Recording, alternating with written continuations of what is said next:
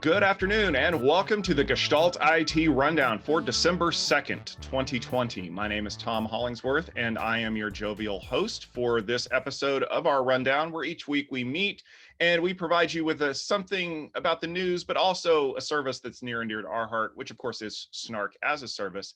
And the Chief Snark Officer, Mr. Stephen Foskett, will be joining me today as my wonderful co-host. Stephen, thank you for being here. I hope you had a great Thanksgiving. Thank you, Tom. It's good to be here. The tofurkey is roasting, the snow is falling, and Slack is getting bought. So what more could you want from Thanksgiving break? Exactly. I mean, we took the week off. Obviously, we had a lot going on with trying to get back to the way things were. But the good news is that the news didn't take a break over the weekend. And we do have some great news stories. But we're going to jump into a little bit of our favorite segment called News or Nah, where we cover some of the quick hit news that maybe doesn't need a whole bunch of discussion, but we definitely want to jump up there. So in case you were wondering whether or not Cyber Monday was actually a thing, Salesforce made the biggest call it Cyber Tuesday purchase of all time, but the news started coming out on Monday. They are going to buy Slack, the communications platform that pretty much everybody has started using for work. It's going to cost about $27.7 billion in a partially stock, partially cash transaction. If you haven't been keeping track in the news, Salesforce has been buying a lot of companies in 2020. They are putting together a pretty interesting portfolio. The biggest part of this acquisition is going to be putting Salesforce directly in competition with Microsoft Teams. I feel like Teams is one of the platforms that a lot of people have started kind of using as the direct competitor to Slack. So this should be a very interesting thing for them. Now, Stephen, obviously a lot of people are talking about this, but we have our own unique take on this. Is the acquisition of Slack by Salesforce news or nah? Heck yeah, it's news. Slack is awesome. But I'm going to channel my man John Gruber here, who said he sees Slack versus Teams kind of like iOS versus Android or Mac versus Windows. I mean, Teams really is the sort of Windows of this category, and Slack really is the Mac. I mean, it's the kind of a little bit quirky, a little bit stripped down, a little bit fun, focused on the users, and frankly, my biggest fear is that Salesforce screws it up. Full disclaimer, we are a paying Slack customer here at Gestalt IT. We are also a paying Salesforce customer. And of those two, even though Salesforce literally costs 10 times as much, Slack delivers 100 times more value. So I'm going to say I'm cautiously optimistic that Salesforce won't ruin this thing, because please, Salesforce, don't ruin this thing. It's pretty good. Yeah, I'm in the same boat. I'm glad that if they had to get sold, Salesforce was one of the companies to buy it, because at least they have a reasonable track record of not destroying things. Yeah, I mean, look at Heroku. They didn't really destroy that. So there's that. So turning our attention a little bit, my favorite punching bag and yours, Ajit Pai, is announced this week that he's leaving the FCC on January 20th, 2021. He's leaving along with Michael O'Reilly, whose renomination was canceled. Pai has been under fire during his term for rescinding net neutrality laws in favor of telecom providers and generally being a big industry stooge. This will be the incoming president, leave the incoming president with a 2-to-1 majority on the FCC, which is expected to reinstate net neutrality before those empty chairs are filled. Tom, departure of Pai, news or not? Well, I don't really necessarily know that the departure of Ajit Pai was news. However, I am hearing reports that they're going to have to hire that giant Russian cargo plane to fly his Reese's coffee mug back to his old office, because there's no forklift in America big enough to hold that thing. Here's the deal. Ajit Pai was probably the most polarizing FCC commissioner in history. And essentially the way that he did it was by taking everything that every IT person in history ever told him and doing the exact opposite. The only thing that I will laud him for is opening up the 6 gigahertz spectrum band. And honestly, he did that going against every business interest that ever wanted that to be closed off. So in a way, he was acting contrary to his own beliefs when he did that for some reason. I'm sure that that involved, well, a lot of discussion.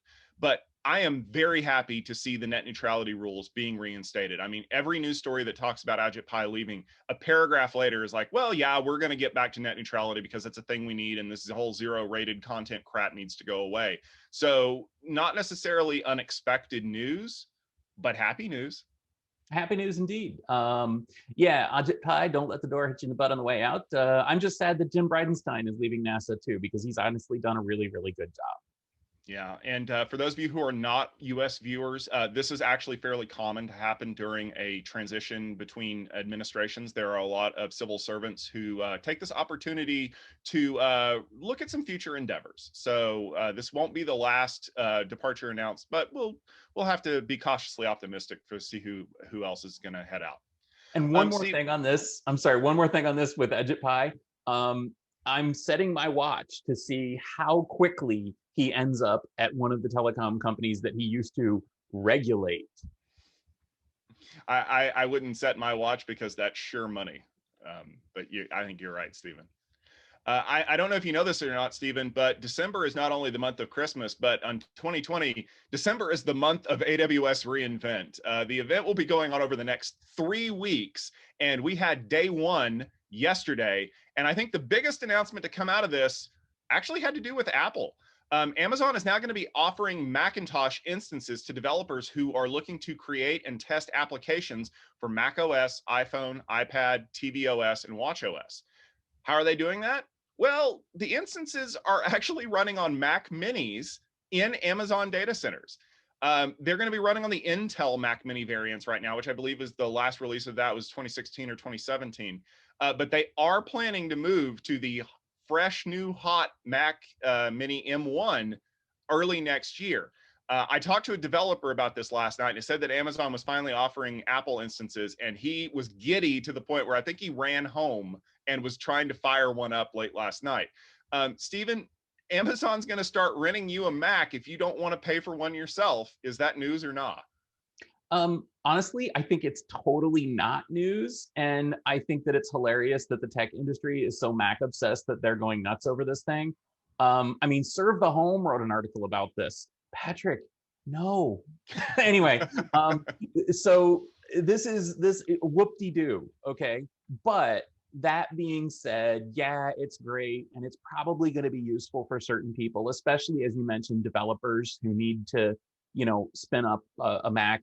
To me, the interesting aspect of this was the technical details, which is that they're backing it with 10 gig Ethernet. They're using Thunderbolt to attach to storage. So this thing is going to be lightning fast. And these suckers have, I think, 32 gigs of RAM. So basically, these are some pretty cool Mac Minis. And speaking of Mac Minis, I'm actually recording this on the M1 Mac Mini right now, which is thrilling. But I got to say, Amazon probably won't implement the M1 Mac Mini, and it's not an architecture thing. It's probably a memory thing. They're limited to 16 gigs of RAM. And like I said, and they don't have the gig or the 10 gig Ethernet.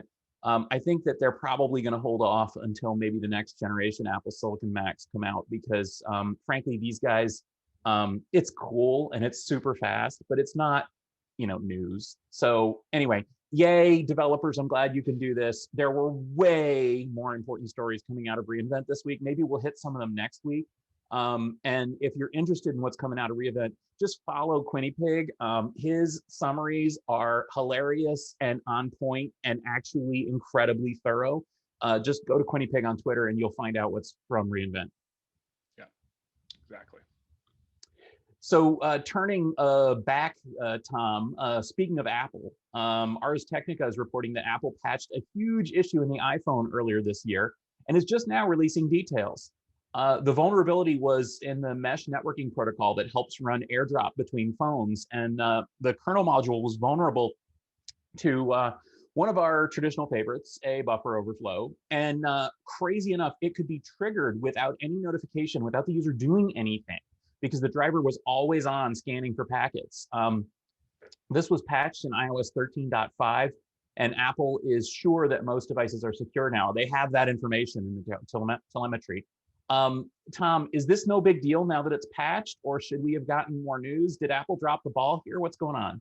I think Apple was quietly trying to sweep this under the rug so that nobody figured it out, because the news about this really broke late yesterday. And I have seen a bunch of Wi-Fi engineers sharing this, not only with myself, but with other people. Here's the problem. It's a zero-touch bug.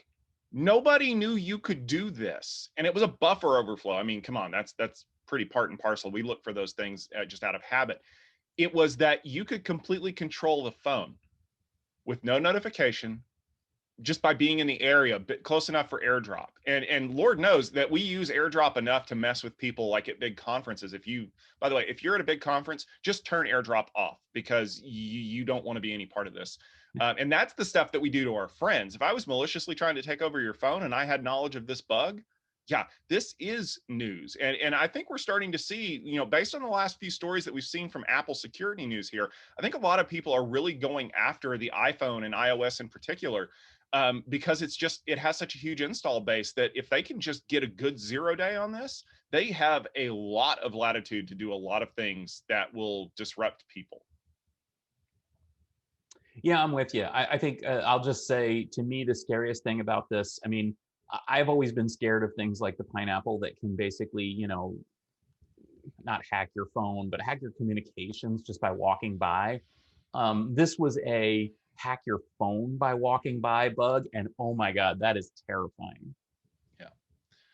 Yeah. Well, thankfully they've gotten it patched. We'll have to see if there's anything else that comes out of it. Well, that will just about do it for this episode of News or Nah. We're going to go ahead and move on to some of the big stories that happened over the last week or so. Probably the biggest story has to be the fact that Amazon finally found out just how important their cloud service was to the rest of the world. On November 25th, they started seeing some issues that were cropping up in the Kinesis data stream. That's the API that they use for monitoring things like IoT devices. Now, it started getting bigger and affected a huge chunk of US 1 East. Now, that started causing a lot of other incidental outages, including things like CloudWatch, Lambda. I don't know if you've heard of that or not. And maybe even the health dashboard that they use to tell everybody whether or not AWS is actually running or not. Now, here's the funny thing. I read the postmortem, which, by the way, is the most PR-friendly postmortem that's ever been created. And the trigger was the fact that they were trying to add capacity to Kinesis, and that caused their API to start polling at an extremely rapid rate, which pretty much looked like a DDoS. And here's where it gets worse. If you don't define a service or a region instance in your service when you create it, guess where it defaults to? US 1 East. They eventually got the services restored. They rolled back the changes, because that's how we fix things in the IT industry now. And Kinesis was brought back under control. Here's the other thing that was really fascinating about this. The number of people who were saying, I can't vacuum my house, I can't ring my doorbell, my door locks don't work because US 1 East is down. Stephen, are we shocked that AWS has this much invasion into our lives right now, and that a simple cloud outage could cause so much disruption? Or is this the fact that we have really started relying on the cloud too much, and Amazon really needs to do something about diversifying their service set? Well, I think we're not shocked. I mean, like, you and me and the people reading or listening to, the rundown probably are like, yeah, AWS runs everything. But I think the world should maybe be shocked, and maybe Amazon should get a kick in the butt. As you said, one of the crappiest aspects of this thing, if I can say that, is that it also took down the service dashboard. So they couldn't even tell people that it was down. Amazon, listen to me, run the service dashboard on somebody else's cloud. Just please. I'm sure there should be like an industry consortium to like swap service dashboard service so that people can like not have this happen. Anyway, that being said, that might not have actually helped, because Kinesis was actually the protocol used apparently to send service messages. So even if they had the service dashboard, somebody else, anyway, it was crazy. Another interesting aspect was that this thing, yeah, it might have been triggered by adding the capacity, but if you read deep into the postmortem, The underlying root cause was simply an operating system misconfiguration. They didn't have the operating system, configured to handle enough threads, was it? Anyway, and they found that pretty quickly, but it took them like 12 hours to get everything back up and running because it was such a storm. Anyway, this is really bad, especially considering that it was right on the eve of reInvent. And also, it was kind of hilarious that they didn't even mention this at reInvent. They didn't I mean, they didn't even make it. I would have loved to have a joke about it, like, hey everybody, we're back online, something like that. Anyway, it was crazy. It was bad, and it shows just how dependent we've become on Amazon AWS. And I think that's bad. I think even Amazon would agree that the world needs to be better about how they're architecting applications. The world needs to not be reliant on one cloud, on one region of one cloud. I wouldn't be surprised, by the way, if Amazon implements a round robin for defaults or something like that going forward.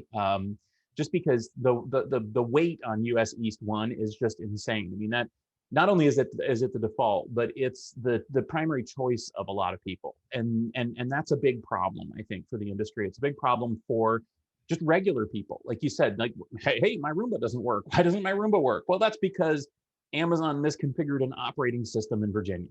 I mean, it's like, what? I don't know. What do you think, Tom? Every time we have a problem with a US East 1, everything goes to hell. I mean, we saw that a decade ago when someone fat fingered a router upgrade or got impatient and took the whole thing down, and then all of a sudden, like, Netflix went down. Anyone out there who's trying to crow to me to say multi-cloud is the future, you should look at this and go, multi-cloud isn't even the future when I can't even get you guys to deploy on 2 different instances of the same cloud. Like you're right. In some of the articles that we're talking about this, I thought it was hilarious that we talked about the fact that the health dashboard was linked to this service. Amazon quietly mentioned that there is a backup for the health dashboard. However, not many people at Amazon know how to use it, and it's very manual, and they hate it, which is why they never use it. And I'm like, why don't you host your dashboard on Oracle Cloud? Because Lord knows Larry needs the customers, and I don't think it's ever going to have any performance problems. Oracle Cloud's dashboard, by the way, is handled on an old 486 OS2 warp machine, because it doesn't really need to do a lot of status updates. Yep, absolutely. But here's the ultimate problem. Amazon has to fix their underlying infrastructure problems. Why does one API that has a problem spawning threads on a process suddenly take everything down? And not only that, it wasn't like it was a flash outage. This happened over the course of 4 or 5 hours. It looked just like, if anybody's ever created a bridging loop in their network, that's basically what it looked like. One switch goes down, then 4 switches go down, then all of a sudden your whole network's out over the course of a few hours. There has to be a better way to do this. But we've seen this a lot with other providers like Cloudflare, and I can't remember the last time Azure had an outage. But they don't know how to contain these problems. At least in an on-premises data center, when something goes out, the blast radius is very much contained. US East 1's blast radius is the whole country. Yeah, it's pretty crazy. I know that the Amazon folks, Amazon has some of the best people in the industry. I'm sure that they're horrified and embarrassed by this, and I'm sure that they're going to work on this. Like I said, it was a misconfiguration. Misconfigurations like that can happen, and I'm sure that Amazon going forward is going to not have this error happen again. But really, the solution to this problem is for people to be smarter about how they deploy applications and not have it be relying on one region of one cloud. Tom, one of the things that we've been talking about here on the rundown is quantum computing, and especially the impact of quantum computing on encryption. Because one of the major concerns for the industry is that basically a quantum chip, quantum computer will be able to crack many of the encryption algorithms we use today. And as you know, there's been a lot of work, a lot of great computer scientists and mathematicians working on quantum resistant encryption. So IBM announced that they've created an encryption algorithm that's safe for quantum computing. Also, IBM has people who are way too clever when it comes to naming things. So the cryptographic suite for algebraic lattices or crystals, which uses Kyber and dilithium or fictitious crystals. IBM has hardened this encryption scheme against quantum computing power. The resulting equation is apparently too difficult to be cracked by this current state of quantum of computers, or what quantum computers should be able to do. Does this mean that we can have secrets again and that we're safe and we can just go home and forget about how quantum is going to destroy all of cryptography? First of all, I do want to say that the crystals algorithm, which has been submitted to NIST and will soon be a standard, it was one of the finalists, composed of Kyber and dilithium. Star Wars and Star Trek nerds can coexist peacefully in reality. So bravo to you guys for being able to sneak that into an official government standard. If you are a fan of my Conversations video, if you go back and watch episode 9 and 10, and if you've already watched it, please watch it again because it was great work, if I say so myself. You know that the reason why quantum computers are so good at breaking RSA-style encryption is because it's a factoring problem. And we have always assumed that computers can only factor numbers so fast. Well, then when it turns out we created a shortcut for factoring numbers, everyone went, oh my God, the sky is falling. So how do we fix that problem? Well, we just make the equations harder. And that's essentially what Crystals is doing. That's why it's using things like elliptical curve technology. It's making it much, much, much more difficult for even the Shor's algorithm factoring problems to be able to crack this encryption. So that's the good news. We finally have at least a single quantum resistant algorithm. Doesn't mean it's perfect, just like we used to think that 56-bit DES encryption was the bee's knees. And now we're up to what, like AES 256 or better in order to even feel remotely secure.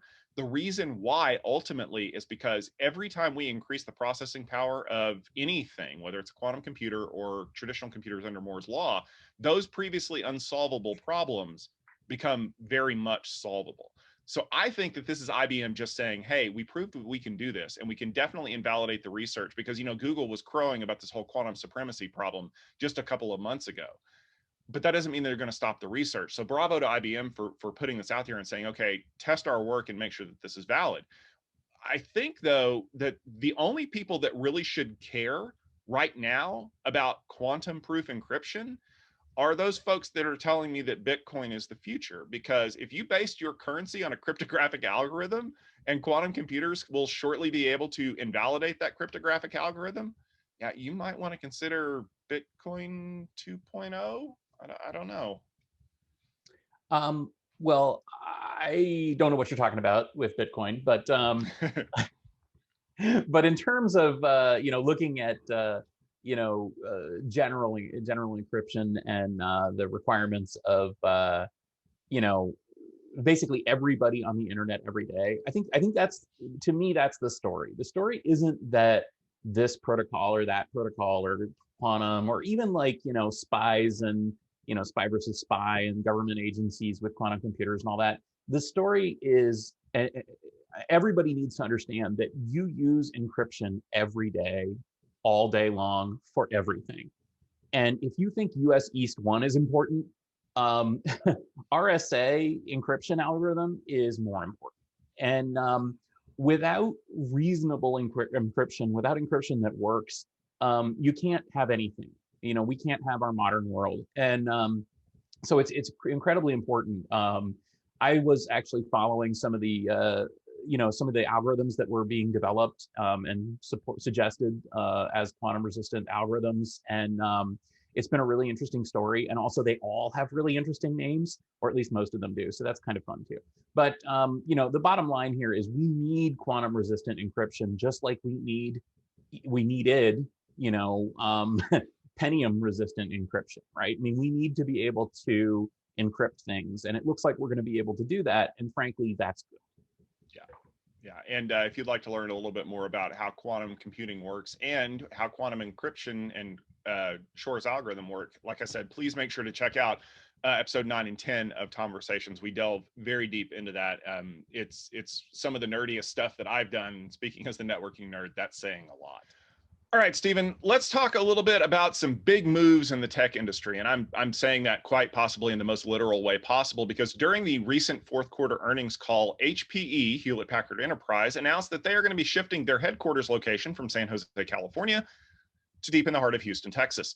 The Houston headquarters was already built, and there wasn't even time for the paint really to get dry on the walls back in March before everybody got sent home because of COVID. And so there was a lot of talk about whether or not they were even going to use the headquarters building and how this is all going to work. And Antonio Neri basically said, all right, all of the HPE execs, we're moving to Houston, Texas. And our existing headquarters location in San Jose, California, is going to be the new home of Aruba, a Hewlett-Packard Enterprise company. We're going to move them from Santa Clara up to this new building. Now, I found out also that HP Inc., which is the consumer side of HP when they divested both of them, also moved to Houston, Texas here recently, which is also the former home of Compaq, which it became a huge component of HP back in the day. Now, Stephen, you had a great Twitter thread about this yesterday. You were talking about some of the impact of what this means for people and why they could possibly be doing that. So I wanted you to kind of jump in and give us your take on why you think HPE pulled up stakes in Cali and went to Texas. Yeah. So I will say that this has everything to do with a number of different factors. Obviously, the pandemic is one of them. So we'll hold that thought. There's also a financial aspect to this, taxes and regulations and things like that. And frankly, there's also a sort of a corporate culture kind of aspect here. So I think it's important to remember that HP is perhaps, and I say that HP meaning original Hewlett-Packard, OG HP, is perhaps the quintessential Silicon Valley company. I mean, it's literally the garage in Palo Alto where they started this company. I mean, the garage is still there. I've been there.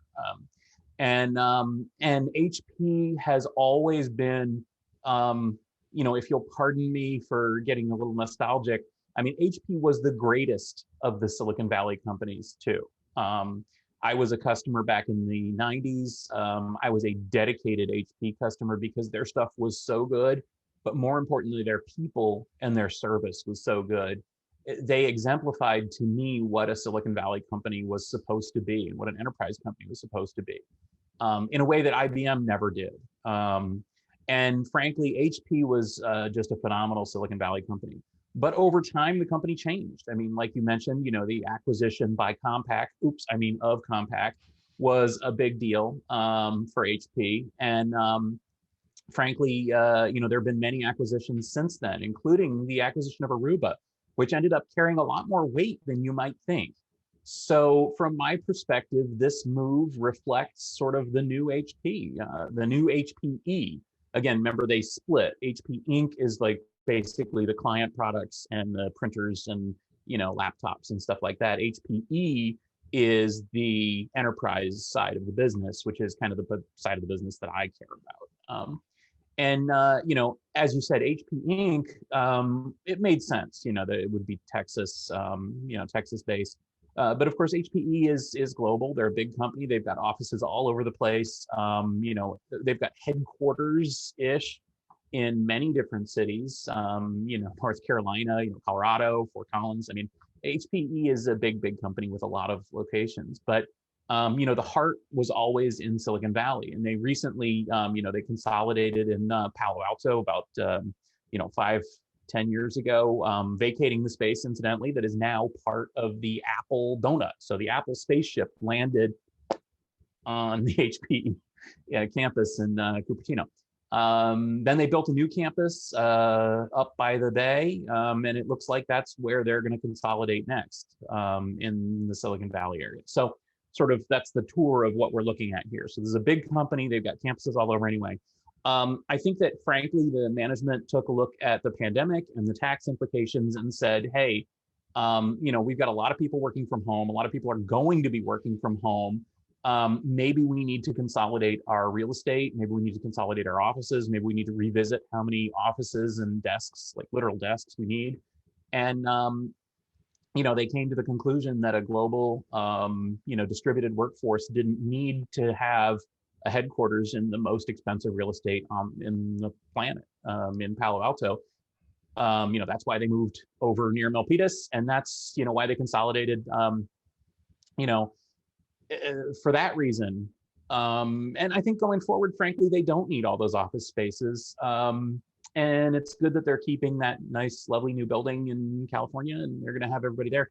But I think the real driver for this is really more from the CFO office instead of the what you might think. I mean, this is Texas is an extremely business friendly state in that it has less regulations, friendly courts, lower taxes, and a company can simply move their headquarters to Texas and save a lot of money that way. Also, Texas and Houston, frankly, has much cheaper cost of living, cheaper real estate, cheaper employees. If this is a company that employs, literally millions of paper pushers are cheaper in Houston than they are in Palo Alto or San Jose, a lot cheaper. And that's a really good move for the company. It saves them personnel costs. It also saves them taxes. It saves them a lot. And, and this is not something that HPE is the only company doing. A lot of companies are looking at relocating out of Silicon Valley specifically. And frankly, I don't blame them. I think a lot of people like to look at this as some sort of political thing, or that there's some sort of, California's bad or something. I don't think it's like that. I think that it's just a simple calculation where you look at it and you say, do we really want to be located where everything is extremely expensive? Employees are extremely expensive. Employees have to drive 2 hours each way to get to work. Or do we want to be located in a place like Houston? I used to live in Houston. It's incredibly cheap to live there. There's millions of, it's the fourth largest city in the country, but it's a great place to live and work. And so I think that they kind of came down on it and from a very practical standpoint. But that's kind of how we got here. I think that's the message that we should take away, is that this is part of an overall process that's been impacted by the pandemic and also by, sort of CFO kind of factors. But I think it was really interesting that HPE's announcement of this came in the form of a bland corporate statement and a personal and interesting blog post by someone that you and me are very familiar with, Mr. Kirti Mokodi from Aruba. His blog says a lot more to me than anything. And I think that having Kirti's domain in San Jose, remain in San Jose, and having that be basically the fastest growing, the most dynamic, the most interesting parts of HPE, and having him be so present and Aruba be so present in the branding, and having Aruba take over that office, we could be seeing a very interesting corporate dynamic happening here. And I'm gonna put my cards on the table. Kirti takes over the company, HPE spins out a bunch of stuff that they don't want anymore, and there's gonna be a new HPE, and it's gonna be in San Jose. Boom. I think that's fair. And to be honest with you, Kirti is the one who kind of touched off this entire discussion back in March and April when he said something to the press about, I don't necessarily know that we're even going to be opening up any more offices in Silicon Valley because of the cost of rent. And we might do something with the ones that we've got. And the whole tech industry lost their freaking minds. And now 6.5 months later, 7 months later, Kirti's looking like the sage that knew what was going on. And I think that you're absolutely right, Stephen. I'll go even further than this. That building in Santa Clara that Aruba occupies now is a lot more valuable as an asset for sale than it is an asset to be held. And I'll go one further. I would not expect, I would not be shocked to hear Palo Alto Networks buying that building within the next year, because it's right behind their campus. They've been expanding like crazy. They want to move their teams closer. I think that they probably, if they don't already have an offer, I'd be shocked. But I think what you're going to see is there's a lot of people who are going to be doing a lot of soul searching about whether or not they even need to have a corporate office. And if they do decide they need one, is there a reason for it to be in Silicon Valley? If we're going to rip the Band-Aid off, it might as well happen in 2020, because Lord knows we've ripped off enough other Band-Aids. So this is not the last of the big tech moves. It's also not the first, but I don't know if it's the biggest. I can't wait to see who's going to be coming next. All right, Stephen, that should just about do it for this episode of the Gestalt IT Rundown. We want to thank each and every one of you for joining us this week. Remember that we will be coming to you every Wednesday around 12:30 Eastern time with more great news and analysis. And like we said, just a little bit of our favorite kind of snark. Stephen, if people want to check out some of the stuff that you're working on and doing, where can they go? Well, certainly gestaltit.com is a great place to go. You can also catch my podcast, Utilizing AI, which is just at utilizing-ai.com. You can learn about enterprise applications for artificial intelligence there. And of course, you can follow me on the Twitters at sfoskett, where I share a bunch of stuff and sometimes make comments, and good place to connect. Yeah, absolutely. And if you want to check out some of the stuff that I've been doing for gestaltit.com, you can head over there, just search for my name. You can also check out our conversation series on YouTube, where we talk about some interesting technology articles and, kind of go into depth there. But for the rundown, you can always follow us on our Facebook page at facebook.com/gestaltit. You can also consume this as a podcast. If you're the kind of person who likes to listen to us talk about the news while you run every morning, please do so. Leave us a rating, let people know how awesome we are, and that really helps us out. But we'll be back next week, probably with some AWS news and whatever else happens in the final month of 2020. But for now, for Stephen and for Tom, thank you for tuning in, and we will see you next week on The Rundown.